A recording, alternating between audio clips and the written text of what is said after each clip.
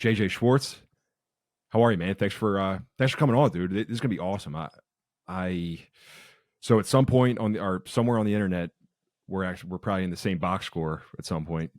Your stats probably look a little bit different than mine do, but I think I saw what you were doing on LinkedIn kind of after your career just wrapped up, which we were just talking about a little bit. So I think it's cool, dude, what you're doing, just talking about servant leadership and kind of giving back. So I'm excited just to talk to you, man, and hear about your career a little bit and your experience. So Yeah, I'm excited to be here. I've been just been a baseball player for so long. Now I'm kind of on like the outskirts of it, like kind of on the business side now. So I want to like just get talking about the mental side of the game and just like bring awareness to that because a lot of people shy away from that, especially with it being June and it's mental health month. So it's even more of an important time to be kind of touching on those things that a lot of people don't like discussing. yeah, no, totally, man. It's important. So, dude, I just doing some research on it. So your dad played in the big leagues. Yeah, my dad played in the big leagues with the White Sox. He had a very long minor league career. So he was in the minor leagues for it might have been 12 years before he made his debut.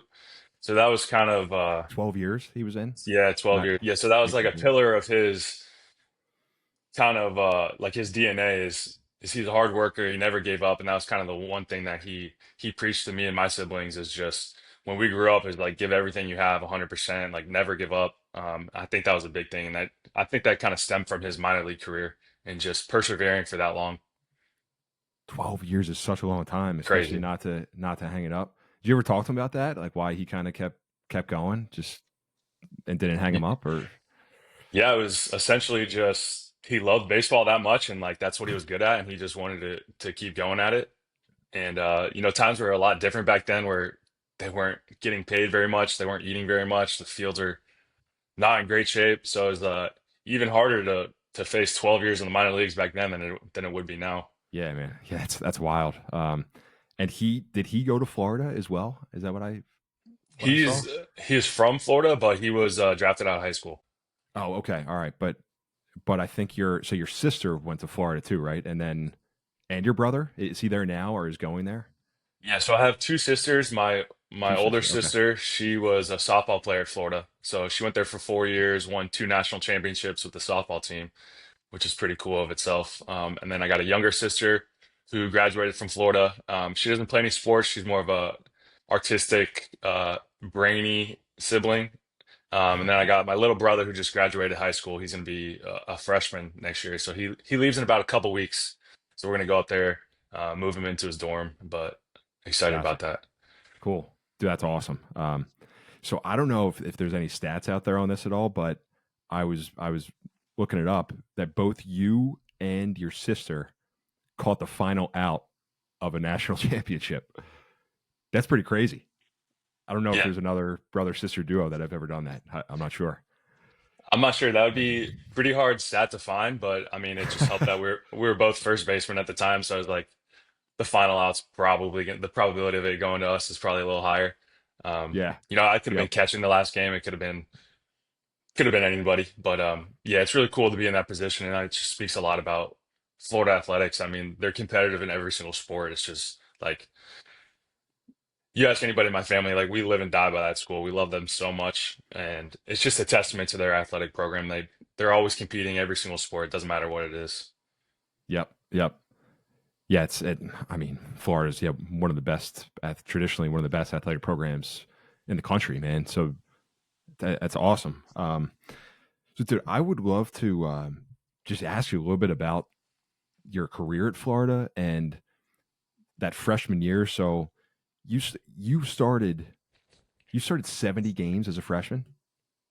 Yeah, I didn't. So my entire career, I didn't miss a single game until my senior year in the playoffs when I broke my hand. So Really? Okay. I mean, it helped that like I was able to DH. Like there's some times where, I had some injuries that kept me from catching, but just being able to get my bat in the lineup was huge. But that was one thing I loved about like they just always gave me a chance. Like even from the get-go is I had such a great time in that school. Uh huh. Did you have an idea that freshman year that you were going to be in the lineup? Like, at what point did you kind of know? All right, I'm going to be a guy that's in the lineup every single point because, like we were just saying, Florida is stacked. I'm not sure who else was back there at that point, but yeah, like at what point did you have an idea that you were going to be a guy, a mainstay in the lineup? I'd say like throughout the draft process, like after the senior year of high school, is just being on the phone with Sully and him being like, "Yo, if you do come to school, if you don't go in the draft, like you're gonna be a starter. Obviously, you're gonna have to earn it, but like this is where we see you." I remember I had a great fall. Um, I always had great falls for some reason. I loved playing against my own teammates. Like even when I was in pro ball, like I loved spring training for some reason. Just felt like it brought out the best in me. But yeah, I'd say pretty soon into the year, I knew I'd probably be a staple in the lineup. I think my first game I might have hit seventh in the order. I don't think after the first game, I don't think I hit lower than that for the rest of my career. Yeah, that's awesome. So that's interesting that you. Why do you think that was the case that you always tore it up in the fall or spring training? Like, what was That's it a good about? point. I don't know. I think it was just. I mean, we'll probably touch on this a little later, but it was just fun Yeah, for me to play against my teammates. I think one of the reasons, like one of the things that hindered my career, I think, was just like losing that fun, losing that fire of just like playing a game, like playing a kid's game. I think I started putting too much pressure on myself too quickly. So like playing against my teammates, like it's always fun, jawing back and forth.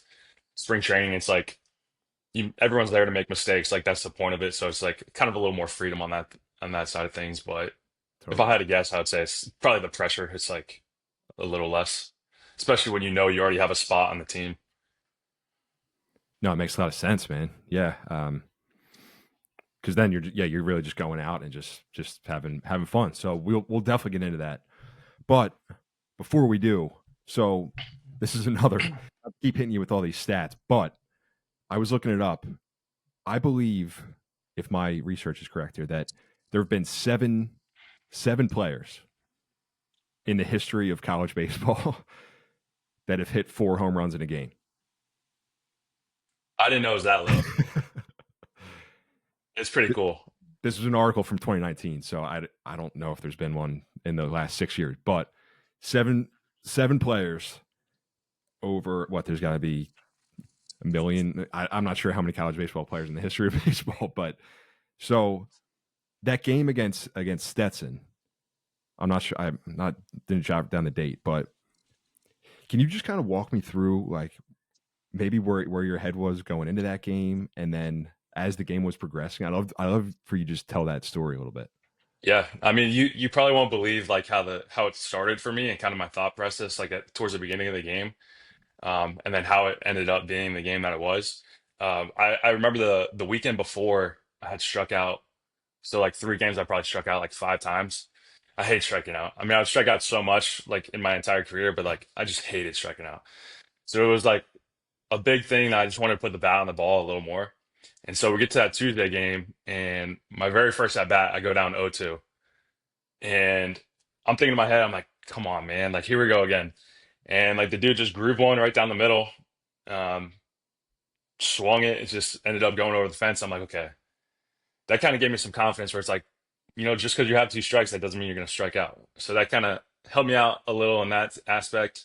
But again, like nothing crazy. Like I didn't have great BP before the game. I didn't have like um, a super hearty breakfast or anything crazy like that. It was just ended up happening that way. And I don't think like even in my entire life, like high school, um, just anything before that, I don't ever remember hitting like 2 home runs in one game. Maybe like when I was really little. So when I hit the second one, I'm like, okay, this is pretty cool.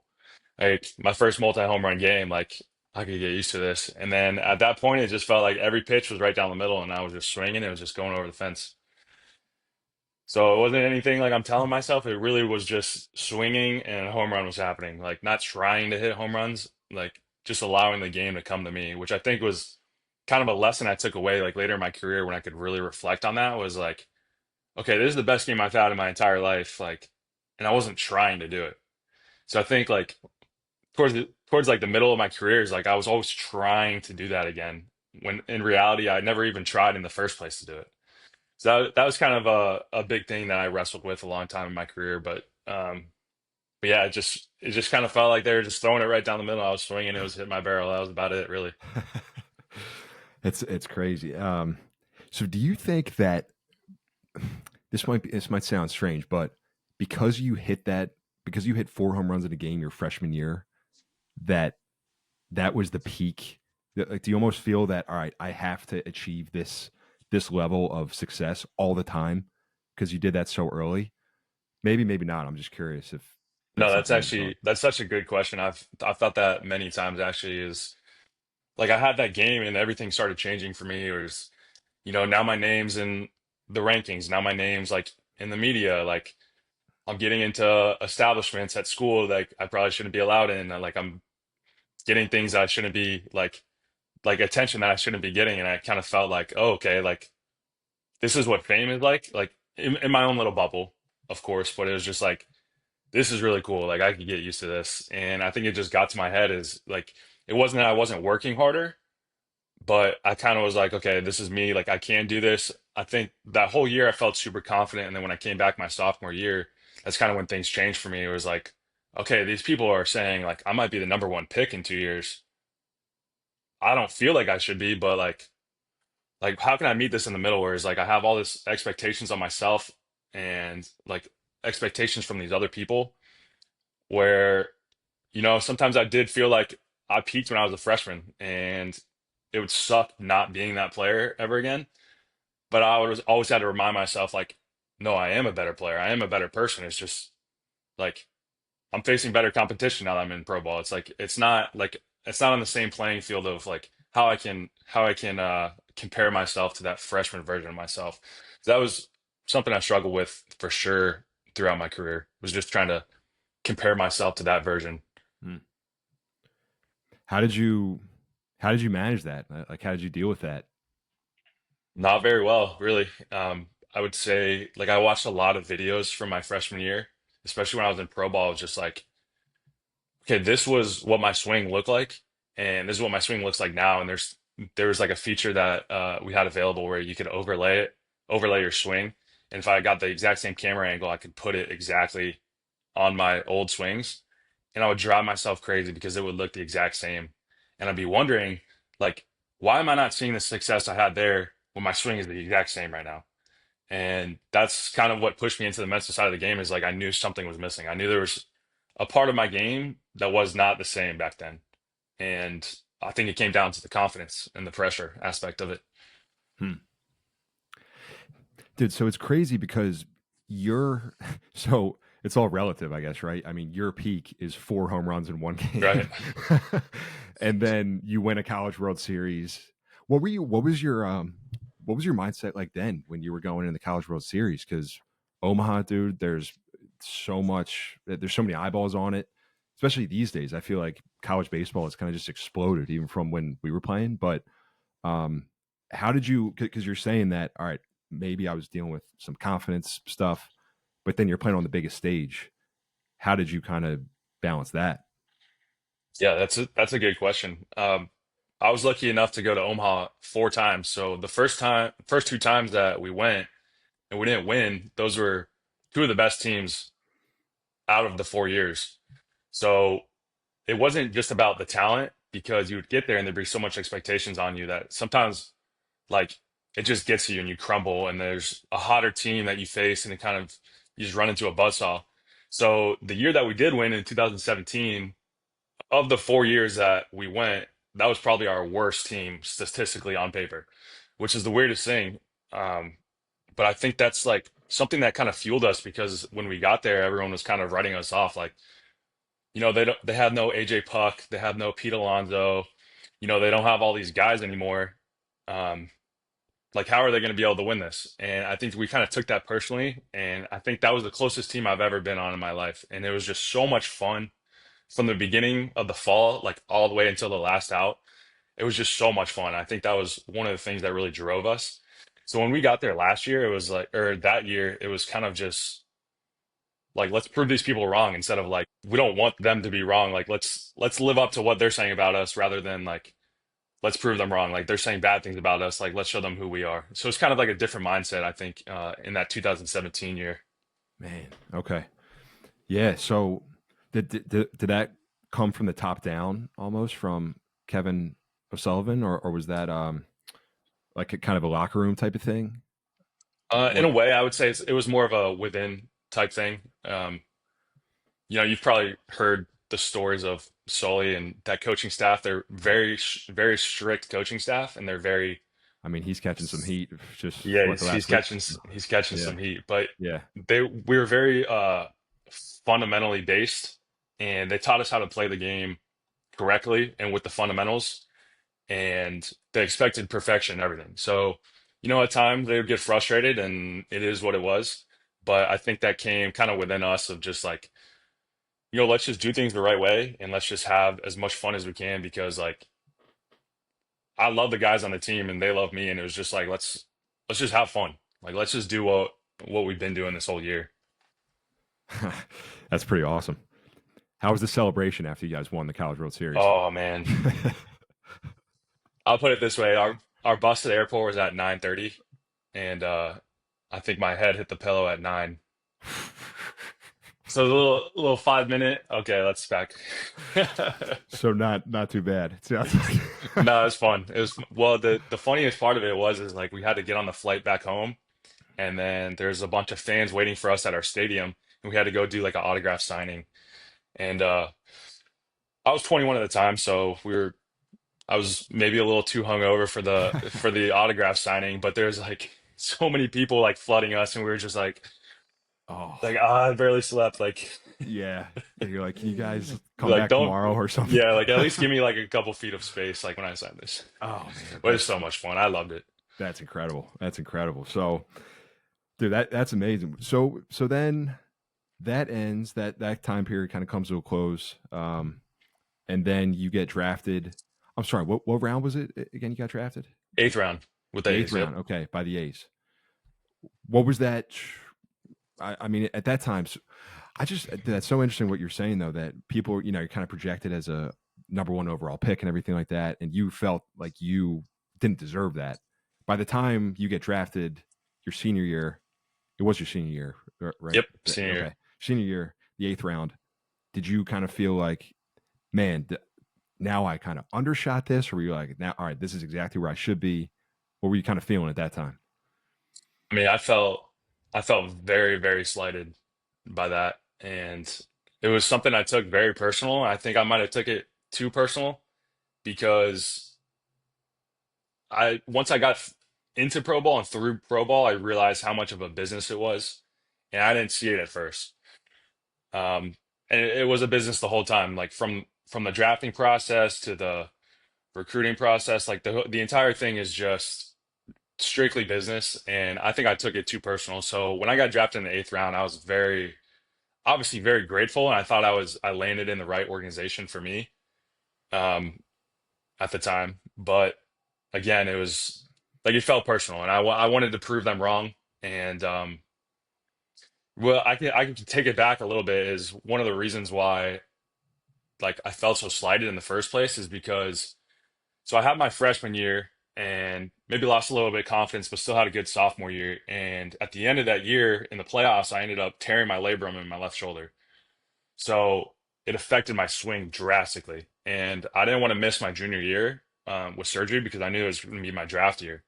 So I just played through it. And part of me regrets doing that because I played so poorly my junior year, even though we won. But me personally, I didn't play up to my potential.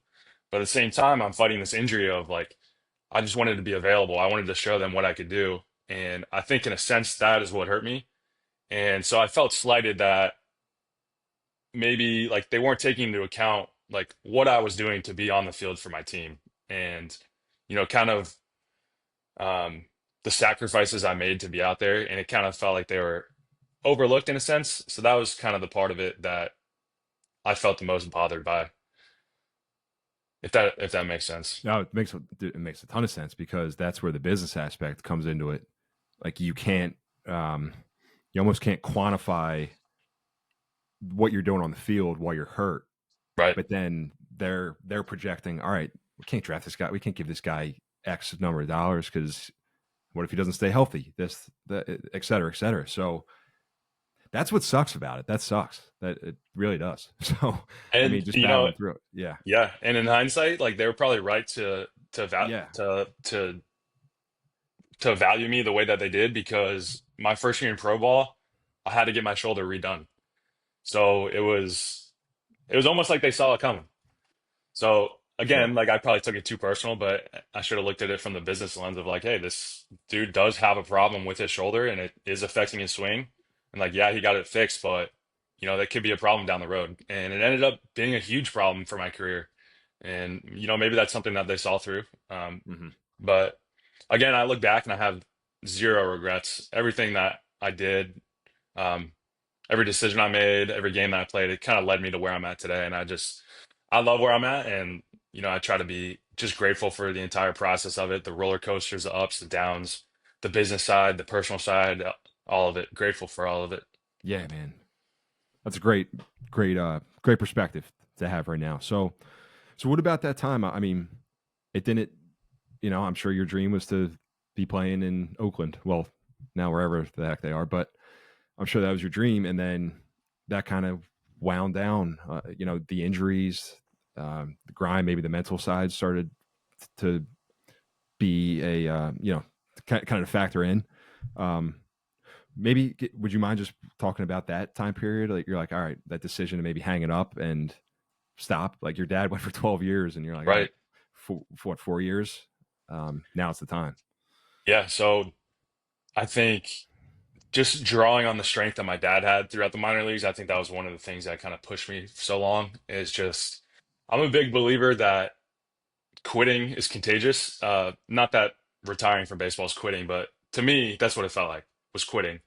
Because just because I'm facing a few hardships, that doesn't mean I'm gonna, you know, go take the easy way out. And so to me, quitting is a habit and it's part of who you are and it's contagious. So you quit one time, you'll quit all the time, or you'll quit another time. So if you never ever quit, it's not even an option for you at that point. So that was kind of one of the things I told myself is like, I'm going through it. Like I'm not there mentally, I'm not there physically, but like no matter what, like I'm not gonna stop. And there was many, many times where I wanted to, um, but just like the people I had in my corner were just telling me is like you might regret this, like you might not be ready, like you don't know what you want to do with your life. It's like now's probably not the right time. And I'm so grateful that I had those people in my corner to just kind of push me in the right direction of just persevering and being resilient because now that's kind of the part of my career that I'm most proud of is just like pushing through what I had to push through. And that's kind of the big thing I want to do in like my next phase of life is just help people like push through adversity. Like not even athletes, just everybody wants to be better versions of themselves. And that's just one thing I want to help them with is like when you push through and you do these voluntary hardships and you're putting yourself in these situations on purpose, you'll be better because of it. And for me, that's how my confidence would grow is by just not quitting. Hmm. Yeah, it's dude, it's a really good point. It's tough. It is tough though because you at some point you have to quit. Hmm. That's something. It sounds kind of weird, but it's like what's that fine line between all right, I got to keep pushing through this, I got to keep Right. going, and then all right. I mean, whether that's I don't know, maybe it's a relationship or a career you don't like. It's a fine line. It's just kind of an interesting topic that I don't have figured out myself, quite frankly. But yeah, so I don't know. Just kind of think about that sometimes.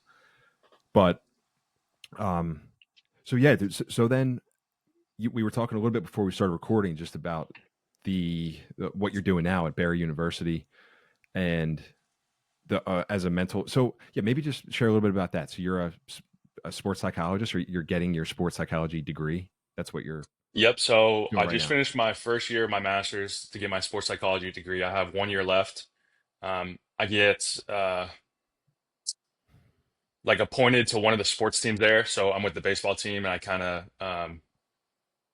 I just, it's almost like a internship where I'm practicing being their mental performance coach. So I'm holding one-on-one sessions with the guys, team workshops, like being the bridge between the players and the coaches of just like getting them all on the same page of like how can we make practice, more efficient, all of these things that just kind of go into it. Um, but yeah, towards the end of my career when I was really struggling with like confidence issues and like pressure issues, like thoughts of retirement of like do I want to keep doing this, pushing through adversity? Those are the times where I kind of uh, leaned on the mental side and like leaned on the sports psychologist that I was talking to of just like, what do I want from this? Do I want it to make it to the major leagues? Yeah, of course. But like, will I be okay if I don't make it to the major leagues? And for the longest time, the answer was no. Like, I wouldn't be okay if I didn't make it. And then when I got to the point where I was like, you know what? Like, if I don't make it, I'm actually good with how my career's gone, and like I'm proud of how I've handled myself. And a large part of it to see this and the reflection and the introspection part of it was just due to like diving into the mental side of it and reflecting in that sense. And I saw that being so helpful for me that I wanted to get into it. And I'm a religious guy. I'm very faithful, and that was kind of the thing that I saw missing from the sports psychology sector. Is I just wanted to try to bridge the gap between faith and sports psychology. So that's kind of what one of my missions is going to be going forward. And Barry's a Catholic school, so a lot of the guys are also very religious. And I think that's one of the ways I can help pour into them is just like, leaning on faith and leaning on like the mental skills that you should be learning about and just trying to get through in that way. Mm. Man, that's really cool. It's great because this is something that it just seems like it's so important to you just because of how things played out in your career, and now that's what you're just trying to give back and help people, which is awesome. You said a couple times just like your confidence, Wayne. I know the injuries came into play, but just like what did that look like? I guess from a like what were you maybe thinking during those times, and then how'd you kind of dig yourself out of it? Just wondering because dude, baseball baseball will beat you down, especially if you're not. Yeah, if you can't figure out a way to forget about an 0 for 4 and also kind of forget about a 4 for 4. It's like, all right, Right. 4 for 4 is yeah, that's great, but you still got to wake up tomorrow and lace them up again. So I'm just wondering, like maybe there's a kid that's listening to this. It's like, all right, my confidence is beat up. How can I get back to a better place from Yeah. your own So, personal perspective? so the hardest part is when you get the pro ball is that you're doing it every day. So it's not just I had a bad weekend, like let me practice all week and then get back after it next weekend. It's okay, I had a bad game. I have to wake up and come to the field tomorrow and you see the pitcher that you're facing and then you have to like you wrestle with those thoughts of I just had a bad game, I feel like crap coming to the field. You see a nasty righty on the mound and you're like, I'm in for it again tonight. And you can't help but have those feelings. And I think like I kind of shied away from that because it felt like nobody else on my team was feeling that. Like I felt like I was the odd man out, just kind of not having the confidence every single day when I came to the field. Like I later found out that that wasn't the case, but at the same time, I felt, very isolated for having those thoughts. And um, a lot of that confidence issues came down to the performance and the stats and trying to impress people that I shouldn't have been trying to impress in the first place. And my confidence was built on a shaky foundation. And that foundation was my performance. And you obviously can't have a good game every single time. So obviously my confidence is going to wane with those performances. So what I found out towards the end of my career is like my confidence had to be deeply rooted into who I was as a person, and then that won't change. And I faced a lot of like reflection of like who am I, and like who am I to the people around me, and that's kind of what built that confidence towards the end of my career. Um, but again, is like it's hard to not tie yourself into like the hamster wheel of like caring about your performance when there's people above you that care about your performance and they're dictating essentially your career and your life based off of those statistics.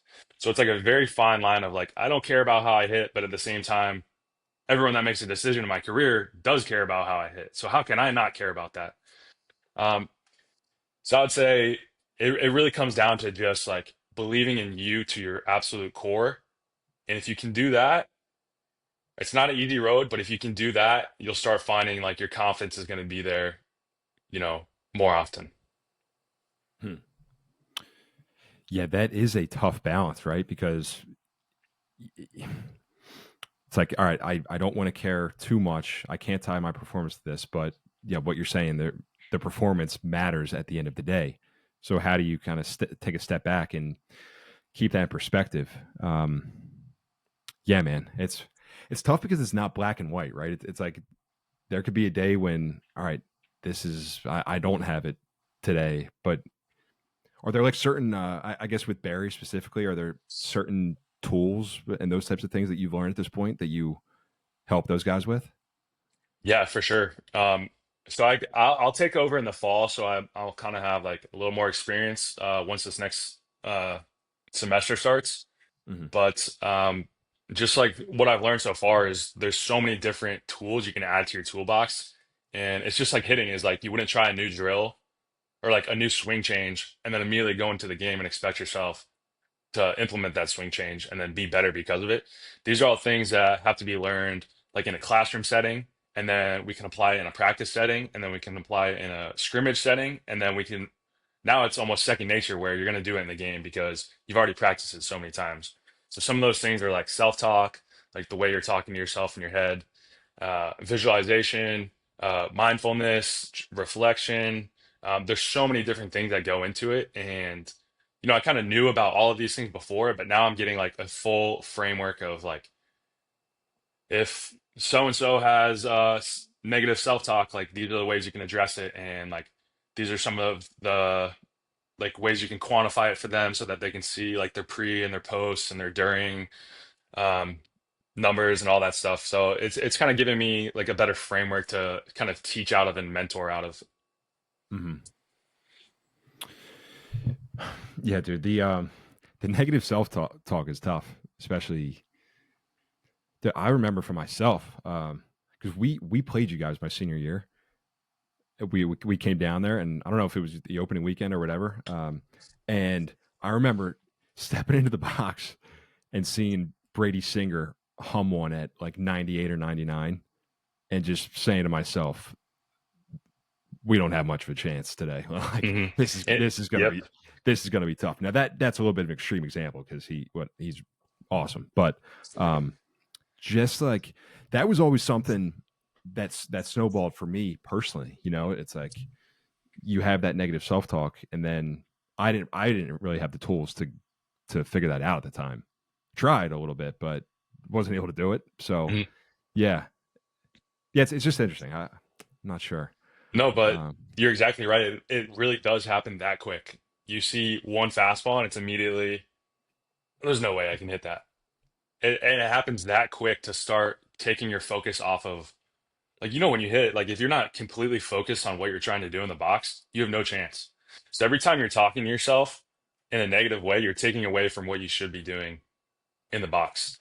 And that's a big thing that I work with these guys on is like, the more cognitive load you have, like the more that's on your brain essentially when you're in the box, the slower your reaction time is. And it's actually scientifically proven that like the more you have on your mind, your reaction speed is going to go lower. So you have to have a one track mind. And one way we say it is like you can only have one cook in the kitchen. So the more thoughts you have, the worse you're off. And like, do you play golf at all?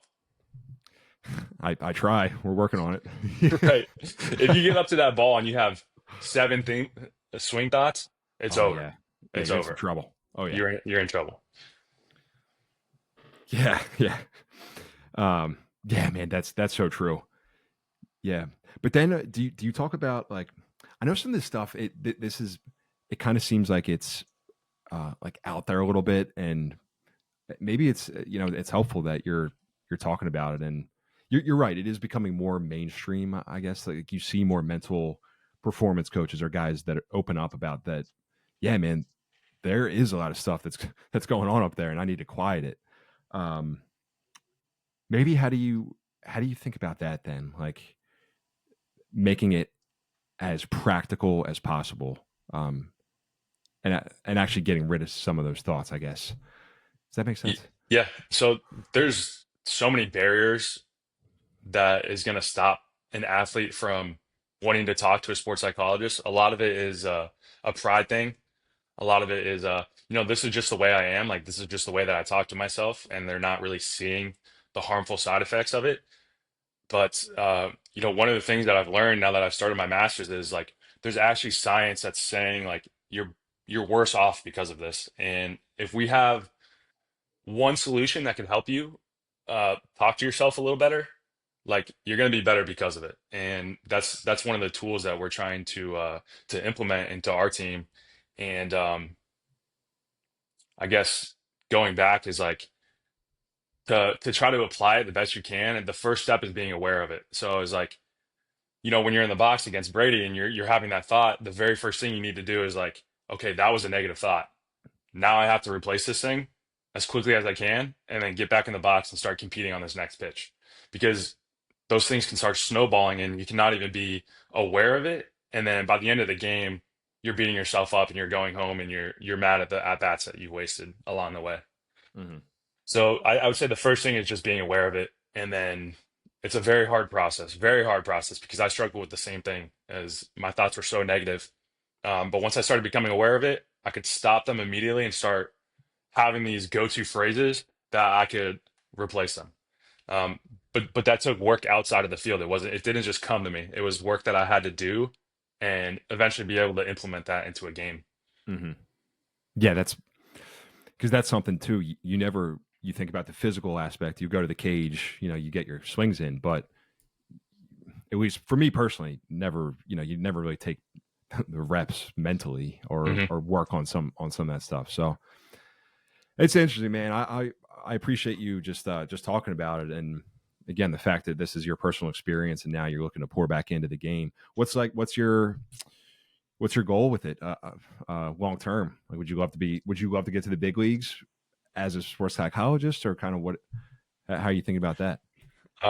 So I guess the end goal would be like have my own private consulting Okay. practice. I'd like to not work for a team if possible, just because I know like the travel demands, the time schedule, um, all of these things, and I know that there's some controversy about how the contracts are set up for those guys where they're mandated to report certain things, and that would be a situation I wouldn't be comfortable with. So I'd rather just not put myself in that situation. My biggest goal, the very first thing on my head is youth baseball. I think so much of the problems that people face earlier or later in their career, it stems from that foundational time in their life where, it could be their parents, it could be their coaches, where they're starting to compare themselves to their peers and they're getting, absorbing all of this information that is just making that process even harder for them to kind of have fun and be themselves and pressure free. So I think that's kind of the main area I want to focus on is like educating parents and educating kids of like this is a foundational time for you to, take hold of your mental space and just like really be proactive about that. And then I guess later in my career, I just want to branch into a bunch of sports. Like I'd love to get into the PJ Tour. I'd love to get in the UFC. Like I love golf. I love martial arts as a viewer, not as a participator. But just helping, the most badass athletes and like the highest performers on the planet is just like that's the space I want to get into. Oh yeah, dude, that's sweet. Yeah, it's golf's better as a participant, I think, than getting in a cage. So Yeah, yeah, yeah, for sure. better to view that once. Dude, that would be awesome. That'd be awesome. Well, JJ, thanks, man. I just wanted to ask you too, just kind of start to wrap up here, but what are your thoughts on the state of college sports and college athletics? Just the NIL. That's some of the conversations I've had on this as well. Kind of talking about that. Because let's be honest, you hit 4 home runs in that game, and NIL is a thing. Oh, You might sign one of the biggest NIL contracts ever. You know, is that something you've thought about at this point, or like just what's your overall take maybe on for the sure. I state mean, of I'm those? I mean, I'm obviously salty about missing the boat a little bit. There could have been a lot of money on the table, especially winning a national championship and kind of like I feel like our program at that time kind of paved the way for the program that they have now, and they have this new stadium and all of this stuff. So it kind of It looks feels so beautiful. Yeah. a little salty about kind of the work that we put in and kind of the benefits that they're getting now. But now my brother gets to play in it, so it helps me fathom it a little bit, digest it. But as you know, for the the state of college baseball right now, it's not pure like it used to be. I see a lot of guys jawing back and forth, and it's just to me, it's for clicks. It's for uh to impress people. It's that's not how you play the game, in my opinion. That's not how I was taught. And I know that Florida would never teach that.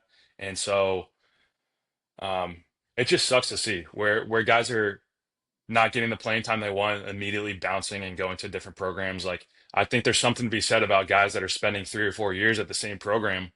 And that's kind of going back to like me feeling like I was slighted when I was in the draft is like I put 4 years into a program and like played almost every single game is like that's kind of overlooked, especially nowadays where it's like a guy will play at three different colleges in 3 different years and then still get drafted in the first round. Like, are there no question marks on this guy's characters to you? I just think that's something that should be addressed. And I feel like there might be some regulations and some stuff that comes down from the top of trying to get that stuff sorted out. But like if you watch any of the regionals, you'll see like the most expensive team's not winning. It's the best team. It's the most cohesive team. It's the hottest team that's going to win. Hmm. So, maybe coaches are seeing through that and realizing like I don't have to pay this guy to get a national championship. Like I just have to pay the right people. So maybe that kind of changes things, but um the bad flips, the showboating, all that stuff, like that doesn't fly with me. I think that should be regulated by the people that need to regulate it. I'll put it that way. Yeah. All right. Fair enough. Yeah. I think you definitely got to play with that edge, not flash, but you got to play with that edge. For sure. But a lot of the stuff, yeah, in the sport is like Chipper Jones was just tweeting about this. I was talking about this with somebody else that it's kind of the old school baseball mentality. And Chipper, guy's a legend, so he can think whatever he wants. To be honest with you, but Hmm. um, just the evolution of the game, kind of how quickly that happened. It's Yep. kind of strange because that was not a thing in 2017 when I graduated from college. Like you almost be reprimanded from your own coaching staff and that type of thing. But I don't know. Maybe it's just different generation. Maybe or the older guys at this point. But you kind of see these kids that are making a lot of money. Dude, you can probably speak to this as a sports psychologist how it works. I mean, kids that are 18 years old, you sign a huge NIL deal. You're probably like, all right, not that it's always going to be like I can do whatever I want, but I'm sure some of that starts to creep in. Of course, it has to do with how you're raised, whatever that stuff. But yeah, it's just a very loaded thing right now. Yeah, I think there's no surprise that this cycle kind of started around the time of the NIL, where it's like these guys are getting paid to be faces of college baseball. So any way that they can get attention, like they're gonna do it. And to some people, that looks like a crazy bat flip or showboating or whatever that might be. But to some people, that looks like playing the game the right way, hustling, doing the right things. Um, if I was a scout, that's what I would be looking for. Sure. Yeah, man. All right, JJ. What just one last question I want to ask you. Just like advice to yourself. When you were maybe going into that sophomore year. You're coming off a huge, really good freshman year, and then some of the confidence starts to wane a little bit. Like just advice maybe that you would tell yourself at a younger period. Yeah, I think a big thing that I latched onto later on in my career was this mantra. It was don't listen to yourself, speak to yourself. And that kind of means, you know, yourself, like you want the easy way out. You want to take the path of least resistance. Like my brain wants me to complain. My brain wants me to, take it easy. Um, but having these systems in place where I can override what my brain is saying and proactively start speaking to myself in a way that would kind of turn those things around a little quicker. But, at that time in my life, I didn't have those. I didn't even know about self-talk. I didn't know how harmful that was to me. And that's kind of one of the ways that's like kind of pushed me into the career that I'm at is just like being aware, like the way that you talk to yourself, it does matter. It has a substantial impact on your self-worth, your self-confidence. your performance, your well-being, the way that you recover after games. If you're speaking to yourself poorly, like there's going to be, harder recovery. There's going to be harder transition going into the next game, like once you get to pro ball. Um, so I'd say just being proactive about the way I spoke to myself. I think I let a lot of outside doubt creep in and allowed that to dictate um, the way that I was listening to those things. Just being proactive. Hmm. Absolutely, man. Dude, something I still need to work on myself these days. Right. It's not easy. It's not It's easy, not but easy at all. yeah, for sure. But all right, JJ, dude, thanks so much, man. This is awesome. Just I appreciate you willing to share what you're up to these days and how you're helping people, but kind of talk about those highs too, man. I mean, you're forever in the history books of a Florida program that won a College World Series. 4 home runs in a game is unheard of. So just just thanks, man. I really just appreciate you coming on and sharing this. No, I appreciate it. I appreciate having the platform to just talk about these things. It's like now I'm in the business side of it. Like it's time to start selling myself as a product essentially. And it's like I want to get out there and just start speaking about these things. And it's like a lot of people don't know, like, yeah, I did have that 4 home run game, but at the same time, when I was in college, I struck out 5 times in one game. So it's like I've seen the best of the best and I've seen the worst of the worst. And I feel like I've learned so much from everything in between those two games. Yeah. I'm pretty sure I've done 5 too. What's that? The platinum? That's not Yeah, fun. yeah. There shouldn't even be a name for it. That should never There should happen. not be a name. Yeah, we should just forget about those. Yeah, um, don't label it anything. Just yeah, dude. let's move Absolutely. on. Yep. All right, man. Well, listen, best of luck with everything you're doing, and looking forward to sharing this with people. So Yeah, for sure. Thank you. cool, brother. All right.